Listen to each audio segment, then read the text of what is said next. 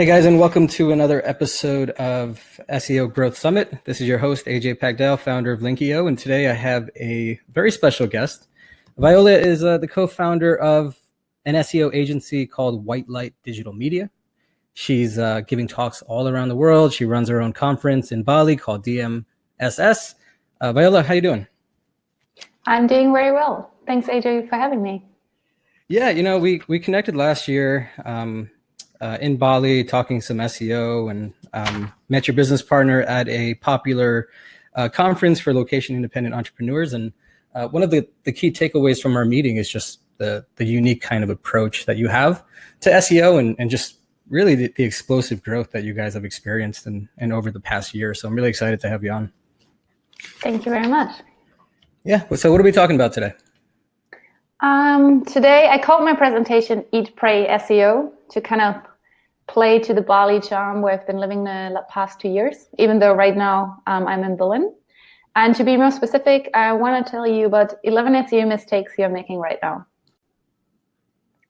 Okay, awesome. Why don't you share your screen and we can kind of jump in. And I know there's probably a million SEO mistakes people can make over time, but sometimes it's more about knowing the important ones.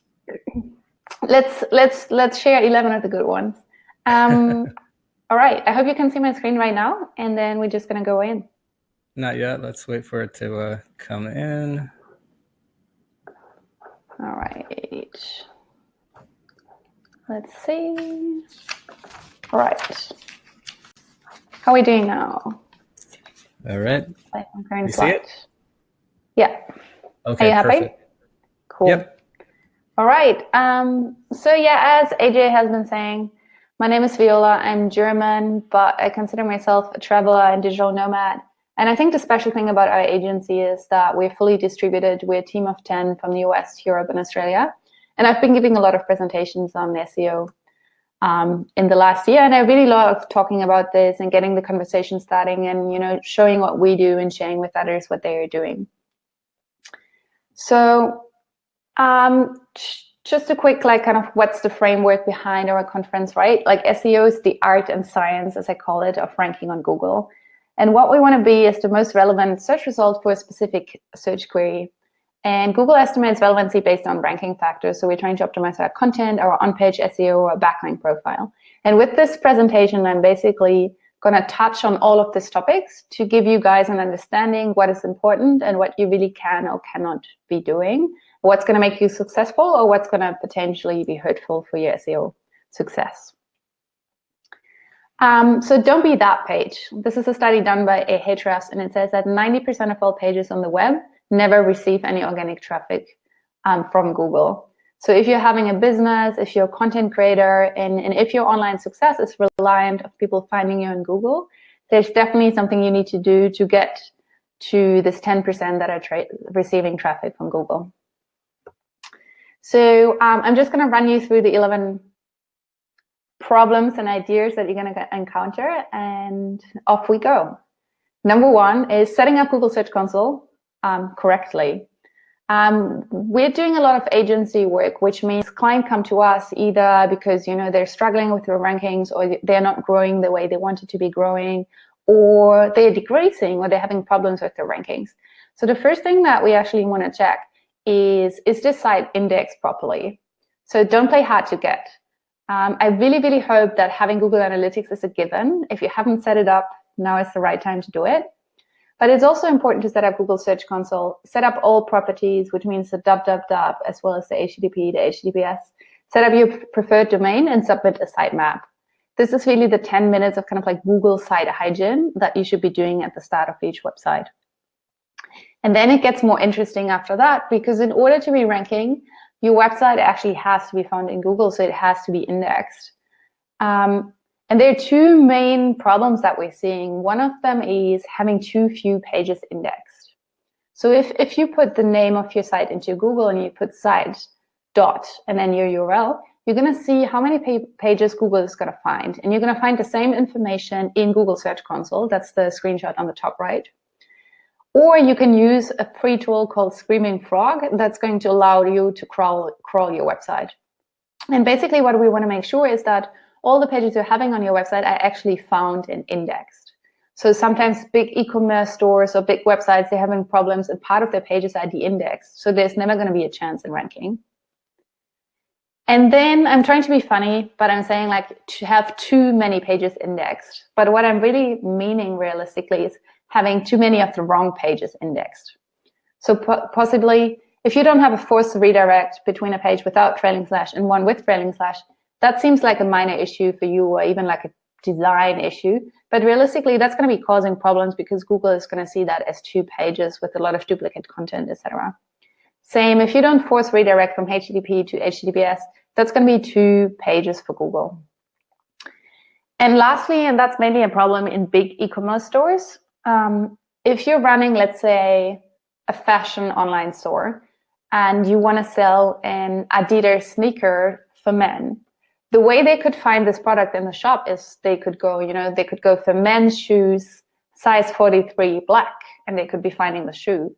Or they could be using a search bar in the form that they go Adidas men running, and they could be finding the exact same shoe. So you want to make sure that Google understands that those are not 2 different pages, but they're actually exactly the same thing. So this kind of like facet navigation and handling that carefully in your canonical tags, it's going to be some of the infrastructure work that you're going to have to deal with if you're running a big e-commerce store.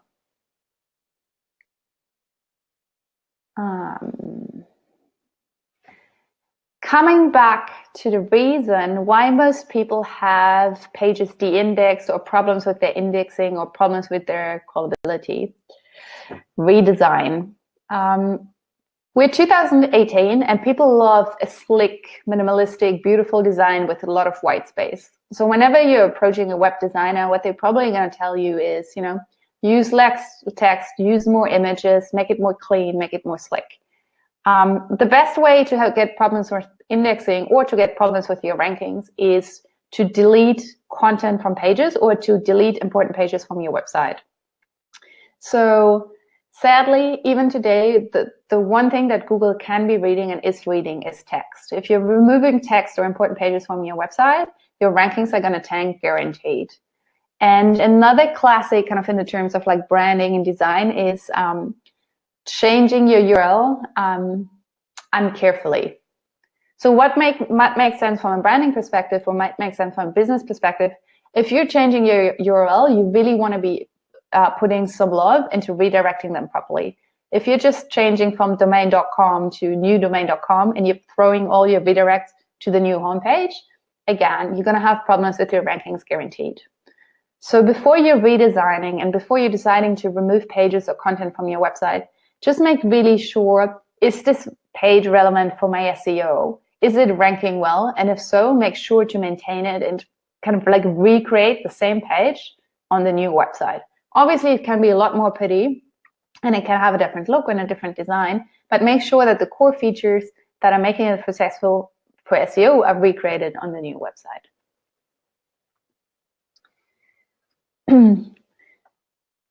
SEO number 4, keyword research, or the mistake would be lack of keyword research. It's an incredibly boring term, but when you think about it, keyword research is really the market potential analysis for the 21st century. There's 5.6 billion searches done on Google every day, and the chance of Google being a relevant driver of traffic for your business is extremely high. Whether you're a yoga studio in Berlin or New York or Bali, or whether you're a consultant, or whether you're selling physical products or something like that, the chance of your customer finding you on Google is extremely high. And making sure that you're prepped for that is based on a good keyword research and really understanding the market and really understanding what are people looking for on Google. Because if you don't do that, what you're going to see is the spike of hope. You're publishing a new blog post, you publish a new piece of content, and you're going to see a lot of traffic from that originally. And that is because you're sharing it to your social media, you're sharing it to your email list, and a bunch of people are coming to your website. But after this initial day or two, your traffic is going to fall back to the flat line of no. Whilst realistically, what you want is a sustainable increase in traffic over time. So the spike of hope is the reason why many people recommend you to post more often. So whenever someone tells you, you need to post 3 times per week, 5 times per week, 7 times per week, they're just trying to encourage you to have more spikes of hope. It doesn't necessarily mean that the articles that you're creating are going to perform better in the long term. If you don't do keyword research, you don't get that understanding of your market and what people are looking for. So one mistake that people could be making is picking terms that are too competitive. If you're choosing, because I just looked at this earlier today, buy best headphones, that might be a very competitive niche. There might be a lot of online shops and affiliate sites are already going after that term. And that one blog post that you're writing doesn't have a chance to rank. And the other mistake that people make, they choose content based on their gut feeling or their idea, and they choose it based on an editorial perspective. But what I would like to encourage you to do is to bring in a data-driven decision of what people are looking for, and really write content for that content gap. Give people what they want and give them the answer they're looking for. Only keyword research is going to help you understand what people are actively looking for. Don't get tricked by that, because otherwise you're going to come up back with what I call a sloppy research, which means you're going to be fooling yourself by search volume versus commercial value. So someone who is typing in green smoothie recipes, that might be a term with a lot of search volume, right? And so you're thinking like, oh, this is an interesting article for my blog. However, if you're selling, let's say, a juicer, maybe, having like, I don't know, energy saving juicer or best juicer on the market or buy best juicer on the market, it's going to have less search volume. However, the commercial value for you to be ranking for that term is a lot higher. So whenever you're looking for something, just try to understand where are people in their user journey and are they ready to buy? If someone is typing in solutions for back pain, they already know their problem. They're knowing they're having a back pain, but they don't know the solution yet. They could be taking supplements, they could be going to yoga, they could be going to acupuncture. So if someone types in acupuncture Berlin and you're an acupuncturist, the chance of converting the second person is a lot higher, because they not only know the problem, the back pain, they also know the solution already, which is acupuncture. So the only last bit of thing that you have to do is to make sure that they understand you're the best person to get that treatment from.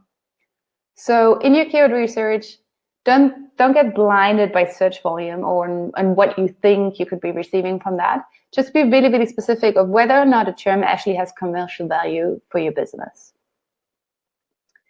And so SEO is really the missing ingredient to make your content marketing successful, because it's making it data-driven. And there's a few tools that you could be using for that. So Google AdWords Keyword Planner is for free if you're already signed up for Google AdWords. So what I encourage you to do is pull up the keyword planner and plug in a keyword that is your initial idea or your initial brainstorming of what you think this could be about. You could be putting in fridge rental, acupuncturist Berlin, and it's going to come back with a lot of suggestions what people are also looking for. So pick all the keywords that are interesting to you. What some people don't do enough or don't realize is you can also plug your competitor's URL into Google AdWords Keyword Planner and kind of get an understanding where they're sitting and what they're going after. If you really like competitor research, my favorite tool for that is Ahrefs.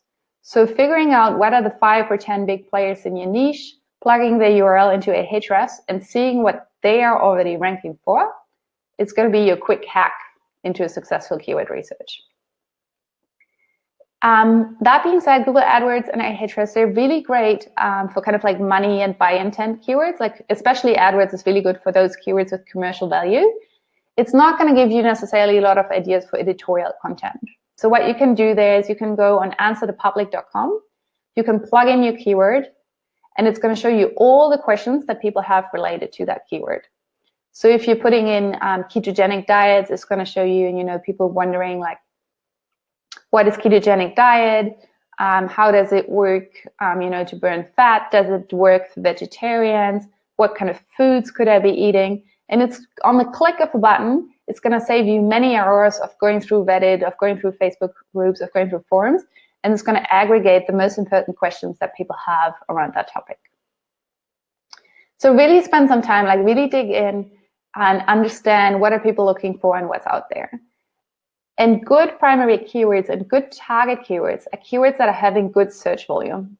And like I said, good search volume is really dependent on the niche. If it's very specific to your product or service and there's a high chance of converting it, take it, even if it only has, like 200 searches per month, if it's exactly what you're offering. Choose a keyword that has low keyword difficulty. So keyword difficulty is a score that you can get from either Ahrefs or Moz, and that is an estimation on how competitive it's going to be to rank for that keyword term. Make your life easy. That's the beauty of, making good research and making a data-driven decision. You can go for a term with low difficulty, and your chance of ranking for that is going to be a lot higher. Choose a keyword with commercial intent as your target keywords, and then have editorial content and supporting content with this how-to questions that you got from Answer the Public. Work on pages that are already ranking first. So if you have a lot of content that is sitting on page 2, 3, and 4, work on those keywords and those pages first, because this is Google reaching out their hand. They're not thinking yet that you're the most relevant answer to that search query. However, they're saying, we're kind of getting that your website is about that, and we're kind of rewarding this already. So improve those keywords that you're already ranking for first, because you really need to get to page 1 in order to receive organic traffic. I like Matrix, and so I like this meme. So what if I told you that blogging actually works? And it does. If you make it data-driven, if you base it on keyword research, it really, really does. If you structure your website right. So keyword research is understanding the terrain, it's understanding Google. So now how do you position your website for Google, and how do you structure this? What I want to encourage you is to build content silos. So you're going to have your homepage, which is probably going to be optimized for the branded terms or for the overall topic that you're going to try to go after. Let's say you're a page about fitness and nutrition. You're going to have main sections, which are your silos. You're going to have one silo, which is all about going to the gym. And you're going to have one silo, which is all going to be about nutrition and what to eat and what kind of diet to do. And then maybe you're going to have a third silo, about mindset, or you're going to have a silo about stretching or something like that. So whenever you're writing a piece, 5 things you need to know about deadlifts, that's always going to sit in the gym and weightlifting silo of your website. Whilst, your green smoothie recipes or your breakfast smoothie bowls are always going to sit in the nutrition part of your website. And what you basically want to be doing is you want to be creating a highly specialized website about a topic within your website. So realistically, on your big health and fitness website, you're having a small subsection, a small perfect website about gym, a small perfect website about nutrition, and a small perfect website about stretching. And what you want to do is you want to make it easy for Google to understand what belongs to what and what the content is structured to. And the easier you're going to make it for Google, the better they're going to rank you. Realistically, if you are looking for the search term, green smoothie recipe with spinach, you don't want your homepage to be the best answer to that search query. You want the blog content, that editorial content, that subsection, that page optimized for green smoothie recipes with spinach. This page is supposed to be the best answer for the query green smoothie recipes with spinach. And keyword mapping is the art of taking your keyword research and deciding which keyword should go where in the silo. And if you take one thing and just one thing only from this entire presentation, I would say it's this: one keyword cluster per page. And most websites fail right there. What I recommend you is have a look at what kind of keyword terms are evergreen content. And make sure that you're assigning a designated blog post, a page to each one of them. And then if you want to create content updates later, let's say you're doing best Christmas gift for mothers, and you already know that you probably want to write about this already in 2018 and then 2019, 2020. I encourage you to choose an evergreen URL, domain.com/bestchristmasgift for mothers, and then update that specific page year after year. You don't want to have 2 pages on your website that are competing for the same keyword term. That's called keyword cannibalization. That's ultimately going to hurt you. When Google's looking on your website and trying to find what's that one page that matters, you want them to only find one answer. So I like this ice cream picture because it's a very funny way to present ice cream. But you can see here, all the vanilla one is in one cone, all the chocolate one is in one cone. So have it very sorted and have one kind of like keyword or keyword topic per page. Obviously, that includes synonyms. So if you have green smoothie bowls or green smoothie bowl, like plurals and all this stuff, like, yes, this kind of like keyword variation, keyword synonyms, they're all going to sit within the same page. Tantra massage Bali, tantric massage Bali, that's going to sit in one page. But it's not going to be the same as Tantra massage Copenhagen. Once you kind of did your foundational work, you did the research, you structured it through your content, you want to start content writing. And one of the mistakes I see making over and over is to write too short content. So in Google's eyes in general, bigger is better, right? You want to be an authority, you want to be relevant. So the question, how long is long and how short is too short? The answer is it depends. It really depends on what your competitors are doing. If you're writing a product description for, a KTM motorbike brake, and everyone else is having the same generic description from the manufacturers of, 100 words, then maybe having 200 words of unique content is going to be enough to put you ahead of the game. However, if you're writing in the digital marketing sphere and, you're competing with Neil Patel and Brian Dean, you might be thinking about writing 3, 4, 5, 6,000 words articles for that specific keyword term. And usually when I do presentations and live workshops, I then see people get irritated, get scared, and like, what am I supposed to do? As a rule of thumb, for creating a normal blog post or a normal page, we write 1,000 to 1,300 words. And I'm swearing to you that if you're working in that niche, if you're working in that business, there's something that you can say about each one of those topics. Like, we've been writing content about wires or tires and that kind of stuff, about cables, and so can you. Like, each part of your product is always going to have a benefit. It's always going to add some sort of value to the user's life. And there's always something to say about it, how it's manufactured, how it's used, what are the benefits, what people can do for it. So really don't be shy and start creating that content. And the other objection that people usually have is, is that not going to look ugly? Coming back to the redesign, I want that slick, beautiful page, with like a very modern design. I'm going to give you 2 examples. There's a WordPress system called Thrive Themes, and they're very fascinating to me because if you go to their website and you go to their sales pages, they have sales pages that are 4,000 words long, and no one will tell you that's possible, but they actually have well-ranking, high-converting, beautiful sales pages with 4,000 words. So I encourage you to have a look and get creative and really start to rethinking content. The second example that I'm having here is the ultimate guide to grow marijuana. So if you type in how to grow weed and you find our search result, you're going to see a beautiful design skyscraper article of 12,000 words. So the easiest way to go about this is usually create a template for your SEO content or your blog content. Create a template that includes lists. Create a template that includes pictures. If you can include YouTube videos, do that. Yes, you're writing this content for Google, but ultimately what you want is attract a new user to your business. So it needs to be appealing. This is often the first time that people are seeing something from your brand. So it really needs to be appealing and it needs to be sexy, and words can be beautiful.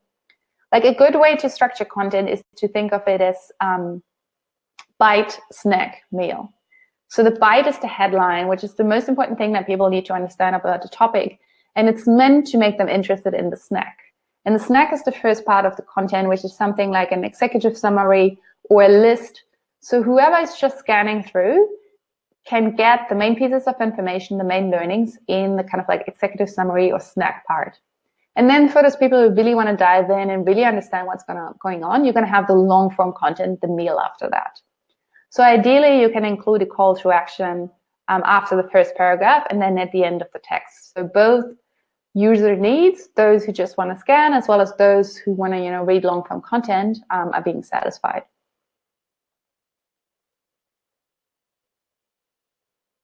You put the page up, and the next thing that I want to show you is the magic of OnPage SEO. Because I see so many people leaving ranking opportunity on the table by not getting this right. Yes, it might seem a bit old school, to update your URL or your headline 1, and it might not seem super creative. However, it's still your bread and butter in SEO, and you can move the needle on your rankings so much if you just get this right. One does not simply stuff pages with keywords. It's not necessarily about putting the keywords more often in random places. We're not 10 years ago. As the rule of thumb, you're probably using the direct match of your keywords way too often and your synonyms and variation way too few times. But to take a closer look, there are 4 main types of on-page SEO ranking signals that you could be optimizing for. Group A are your must-dos. They're the most powerful signals, and if you haven't optimized those yet, going back and pulling that organic keyword report from Ahrefs for your own website, finding all the pages who are stuck on page 3, 4, 5, and optimizing them is really going to make an improvement. So you really want to have the keyword in the meta page title, in your headline 1, in the body content, and in the URL. That being said, probably every good SEO is doing that. If you want to get a competitive edge, look after group B and C. Optimize your subheadlines, your anchor text on the page, your bold italics, and your image alt text. Whilst everyone might be updating their headline 1, not everyone is optimizing their headline 2. And most people probably don't even have a headline 3 or headline 4. So just that we are very aware, optimizing your subheadline does not take your job of optimizing your page 1, but it's an added thing to improve you. If you want to get really data-driven, I added a link here to a tool called Page Optimizer Pro, which is done by friends of ours. And what it does, it uses correlational SEO to understand how to tune your on-page ranking factors. So basically, you plug in your keyword, you plug in your URL, and then you plug the up to 10 URLs of those websites that are currently ranking on page 1, and then compares what are they doing to what you are doing. And it's giving you really tight recommendations, like put your keyword variation 2 more times into the headline 3, and it helps you to play ahead of the game. Another thing that I really want to put emphasis on, whilst you're working through those pages and you're doing this content update in terms of on-page SEO, what I really want to put emphasis on is internal links. Because we're talking about backlinks all the time, but getting backlinks can be a quite complicated endeavor, and you have to talk to a third-party website owner and convince them, to publish a guest post, etc. Internal links are on your website, and they are 100% in your control. They're passing link queues as well, and getting those right are going to be extremely powerful for your pages. So what's the internal page rank? Like, what kind of pages matter on your website? Homepage links are the most powerful. So if you can link from your homepage to a few of your target pages, you're going to see an increase in rankings super quickly. Generally speaking, links on the top of the page are always going to be more powerful for the page you're linking to than links on the bottom of the page. Also super important and super powerful for link choose is header and footer navigation. So choose carefully. What kind of pages do you want there? Whom do you want to pass the juice on? If you don't have any links in your footer right now, consider putting 4 or 5 your target pages, and I guarantee you're going to see some movements. As a kind of SOP for your blog or your content creation, every piece of your content should be linking once to the homepage and then once to the parent or category page, which comes back to the silos that we spoke to before. So 7 best tips to do a pull-up, going to link to the gym parent page or the gym target page. They're not going to be linking to the nutrition page. However, link once to and horizontally into a related article. Stay within your silo, which means, the green smoothie recipe or the green smoothie, spinach can link to the breakfast bowl, can link to the keto-friendly snack. So another article that is within the same a silo. If you want to have a quick hack to improve a few target pages with internal links, type into Google Search Console site.domain.com/your target keyword. And then you're going to have a list of all the pages that are using the keyword already. So all you have to do is jump in, edit, use that as an anchor, and you can send an optimized internal link to your target pages. Generally speaking, what we're trying to do with internal links is we're trying to give 30% a generic, non-optimized anchor text, 30% a branded anchor text, and 30% optimized anchor text. Speaking of anchor text for backlinks, and I'm not going to go into depth with that because there's a lot more capable people to talk about this. But no matter what kind of link building you're trying to do, make sure you're making your anchor text ratio look natural. So except from probably, spending $5 a Fiverr and, buying something that comes in a package of 20,000, over-optimizing your anchor text is probably the most hurtful thing you can be doing to your website. So I put the picture of Maria, and what I'm trying to say is, go clean. Sure, you can play with PBNs and all this stuff, but, keep it safe. If you're not sure what you're doing, and if you haven't consulted with someone who knows what they're doing, if you're staying with branded or non-optimized anchor text, you're probably going to be fine. If you really want to go into the topic of backlinks and anchor text creation, the general idea is to create an anchor text profile that looks like the industry standard. So you want to go in and analyze what your competitors are doing and how their anchor text ratios look like, and then try to simulate something similar to that.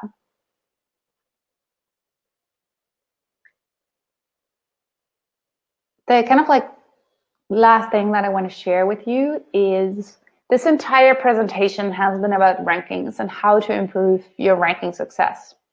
But the reality is there's 10 spots on page 1. And it doesn't necessarily matter if you're in position 3 or 4, if you're the most sexy search result. Because what you want to be doing is you want to be taking up as much real estate on page 1 as you possibly can. So if there's a chance, to own Google Maps by submitting, a listing in Google My Business, that's a great way to take up space on page 1. If there's a way, to optimize your content to own the featured snippets, again, another conversation, that's a great way to take up space on page 1. But on a very practical note, you want to be this. You want to be a sexy, fresh, beautiful search result. So people are spending all this time optimizing, their Facebook ads, their AdWords, because they're paying per click. But realistically, with 10 results competing on page 1, you want to be using the power of click-through rate as much as you want to use it for an ad. So take your learnings from Facebook ad, take your learnings, from AdWords, and really optimize the page title and your meta description to make it super appealing. So think about a call to action, join us today, click here to learn more, and check this out, find the free guide, contact us, and really try to add some value. You really don't have to go keyword dash brand. Are you looking for XYZ? We have the widest selection, we have free delivery, we have, shipping within 24 hours, highlight some of your benefits and just really make your page title and your meta description and advertising for you in the search results. Another thing you can do is use schema markup, for example, use review markup to get the 5 beautiful stars, whatever is going to help you stand out and be that special search result that people want to be clicking on. Because if you're on position 4, but people always click on you, it's ultimately going to help you with your rankings as well. There's a small link on the top of the page to a tool called YoRocket. And YoRocket actually allows you to A/B test your page title for click-through rate. So this is really something that you want to be playing with. Now I kind of have been throwing 11 SEO mistakes at you that you're probably making right now to some extent to another. And when you're feeling scared or hopeful right now, either way, there's one thing to keep in mind. The answer is hidden in plain sight. People have all kinds of theories and myths and, smart answers about what's working on Google and what's not working in Google. The reality is the answer is hidden in plain sight. What's working on Google is on page 1. Let me repeat that. What's working for Google is on page 1. So if you're stuck on what to do, what strategy to go after, or understand what's going on, see what your competitors are doing and make it better. See what seems to correlate between what are all the people on page 1 doing? What kind of like factors and strategies seem to be correlating with page 1 success, and then try to replicate that and try to improve on that. Study your competition and improve. If you're making data-driven decisions, this is actually extremely playful. It's really build, measure, learn. Put something out there, get better, improve. Ultimately, learning SEO is about increasing rankings, and it is about growing organic traffic. But more visitors to your website ultimately just means more business opportunity, better return on investment online, and it ultimately means more freedom for you. So I really hope this 11 mistakes that you're making right now is something that you want to be cleaning up now and that you want to organize now. And I wish you all the best of luck. And as I said, SEO is really the missing ingredient to make your content marketing successful. Awesome. And back to you, AJ. Awesome. Very nice. Thanks, Viola. Should I stop sharing, or how do we proceed?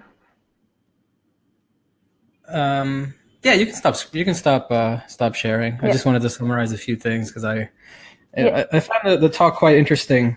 Obviously the actionable tips, but even if you're an SEO novice, like these 11/12 tips really are what you need to go from not having success in SEO and having a lot of success. If you really take a step back and look at what Viola discussed, it's kind of like it's starting from the bottom and working your way through the life cycle of what you need to do for SEO. It's having kind of the mind frame in mind that when you're designing your site, when you're thinking about what your site's going to look like, to understand the core tenets of SEO, so you're not overlooking them or trying to kind of stuff them in the background. And then once you're moving forward with that, and you're starting with the keyword research, understanding that not all keywords are created equally. And then 100%. I think a lot of times people just want to zoom in on like the commercial stuff immediately. And they forget that they also need to teach their audience and kind of cover the higher volume how-to stuff, but not just look at volume, because sometimes that high volume stuff isn't going to turn into a customer ever. Yeah, for sure. Normally the example that I use is the most famous blog post, and most successful blog post in terms of new visitors for HubSpot is a blog post on how to grade a GIF. So yes, that might be driving an incredible amount of traffic to the HubSpot blog, but whether they're actually going to convert that into a customer, I'm not so sure. Absolutely. Yeah, and then I also appreciated kind of the software solutions that you mixed in here and there, where you're looking for more top of funnel stuff, check out Answer the Public. If you're looking for more, commercial intent kind of things, look at Ahrefs. And then, once you have like a list of keywords, it's not just about having a list, but it's about how you organize them. So keyword grouping is really important. A nice way to understand keyword groupings is, of course, using common sense or just looking at the search results that Google kicks out for these keywords and seeing which results are similar, and that can help you group articles as well. Yeah. And then even after you've done all that, that's a part of the battle, but then it's understanding how to structure your website and where to actually organize this content and what content is related to what. And a lot of this stuff is a lot of work up front. And I think one of the struggles that people trying to have success in SEO face is if they set something up today, they may not see that result for 3 to 6 to 9 months, sometimes depending on the competition. And I think that's where people get discouraged and start looking at SEO as kind of like voodoo versus just like an organic way to approach how to go about making your site. But that usually if you do it right that one time and you see that success, that's kind of like that driver that gives you that confidence to keep going at it. 100%. So what we usually do is if we get a new client and they have a thin website and they're ranking semi-well, we actually really like that to batch produce a lot of content in month 1. Because if you're doing a keyword research right and you're going for a low difficulty term and you're putting that content up there and then you're getting an index and you're waiting 2 or 3 weeks, you almost guaranteed going to see an increase in rankings if you did it right. If you're optimizing the content, like I said in the slide about on-page ranking factors, and you're putting up, the first like 5-10 pieces, if you have picked the right terms, you're going to see an initial increase in rankings. And then it's just build, measure, learn from there. Like wherever Google is reaching their hand and wherever they're showing you positive feedback, just go stronger on that and, work harder on that until you make it to the top. Yeah, that makes a lot of sense. And that kind of comes down to being able to choose a variety of topics. Sometimes people might go for like the high end term. Like I had a customer recently who reached out with a brand new site and they want to rank for stuff like best watches under $1,000, right? And you look at the competitors on page one, they all have domain authorities of 60, 70, 80, 90. This prospect has a domain authority of 2, maybe. Yeah. So it's helping them understand kind of what that right mix is to actually get to success too. Yeah, and I mean, the thing is, for example, let's say they start ranking for, best watches for women under 20 euros or best watches as Christmas gifts or something like that. First of all, obviously that's going to drive traffic to their business already, but it's just going to grow the overall authority of the site in terms of watches, right? So if you keep on producing this kind of like more broader terms and, you're really building out the silo, obviously over time, you're also going to start lifting for, buy watches online. Just because you're building that authority, like Google's understanding more and more, like, this guy is about buying watches online. Absolutely. And using that Page Optimizer Pro as kind of like a little tip to see if your content is lined up with what Google prefers to show is going to be really helpful to people who just aren't really sure if they're doing it right or not. And 100%. then, hitting the publish button and then focusing on some stuff offsite to actually grow some authority and get some links and start getting some traffic and get on Google's radar more. That's end to end. That's really the formula for getting SEO success. So if you can build a process around that and you're patient with it, you're going to have some success. Yeah, 100%. Put some flesh on the skeleton that is your website. And then ultimately backlinks, to think about backlinks, it's just an upvote from other pages, right? It's other pages, affirming, this content is interesting, this content is relevant. And the two, creating good content and getting backlinks from it really work well together. The better your website, the better your content, the more authority you have. It's also going to help you in your outreach campaigns because you're just going to see more legit, more interesting, more compelling. Awesome. There it is. So Viola, if people want to get in touch with you, if they want to check out your agency or your conference, where should they go? Well, they can find me on Facebook. So my name on Facebook is Viola Eva. My agency, White Liight Digital Marketing, can be found at WLDM.io. And I think if you're really interested in studying digital marketing, I highly encourage you to come to Bali. Like that's why kind of the path of my life. This is why I call the talk Eat, Pray, SEO. So our conference is called Digital Marketing Skillshare, and the website is dmss.io. So feel free, to pop over, check out the website, and join us in Bali. Awesome. Thanks so much, Viola. Thank you very much, AJ, for having me.